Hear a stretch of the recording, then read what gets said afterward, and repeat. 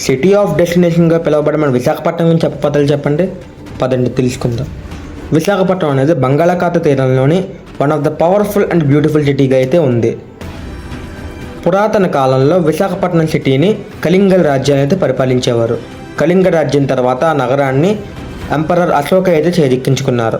అతన్ని నగరాన్ని trade, culture, Buddhism promote చేయడానికి చాలా బాగా వాడుకున్నారు. ఈ నగరానికి విశాఖపట్నం అనే పేరు ఎలా వచ్చిందంటే అక్కడ ఉన్న లార్డ్ విశకేశ్వర ఆలయం దగ్గర నుండి అయితే ఈ పేరుని అయితే తీసుకున్నారు. మరికొంతమంది ఏం చెప్తూ ఉంటారంటే ఈ నగరానికి విశాఖపట్నం అనే పేరు బుద్ధిస్ట్ యువరాణి విశాఖ దగ్గర నుంచి వచ్చిందని మరికొందరు చెప్తూ ఉంటారు. మెడివల్ పీరియడ్లో ఈ నగరాన్ని పరిపాలించింది అయితే పల్లవులు, చోళులు, విజయనగర రాజ్యం అయితే పరిపాలించింది. వీరి పరిపాలనలో ఈ నగరం అయితే చాలా పవర్ఫుల్ పోర్ట్ సిటీకి అయితే ఎదిగిందని చాలామంది చెప్తారు. బ్రిటిష్ వారి పరిపాలన సమయంలో ఈస్ట్ ఇండియా కంపెనీ అయితే విశాఖపట్నంలో ఒక నేవల్ బేస్ సెట్ చేసింది. మెల్లమెల్లగా విశాఖపట్నం అనేది ఒక పవర్ఫుల్ హార్బర్ అండ్ రైల్వే హబ్గా అయితే మారింది. వరల్డ్ వార్ II సమయంలో కూడా పోర్ట్ మీద చాలా అటాక్స్ జరిగాయి.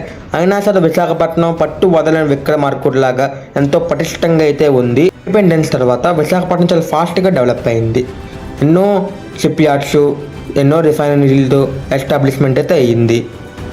అప్పట్లో ఎన్నో బుద్ధిస్ట్ ఆలయాల నుండి ఇప్పట్లో ఎన్నో మోడర్న్ బీచెస్ వరకు విశాఖపట్నం స్మార్ట్ సిటీకి ఎదుగుతూనే ఉంది. ఇండియాలోనే వన్ ఆఫ్ ద ప్రామినెంట్ సిటీకి అయితే విశాఖపట్నం అయితే ఇప్పుడు మారింది.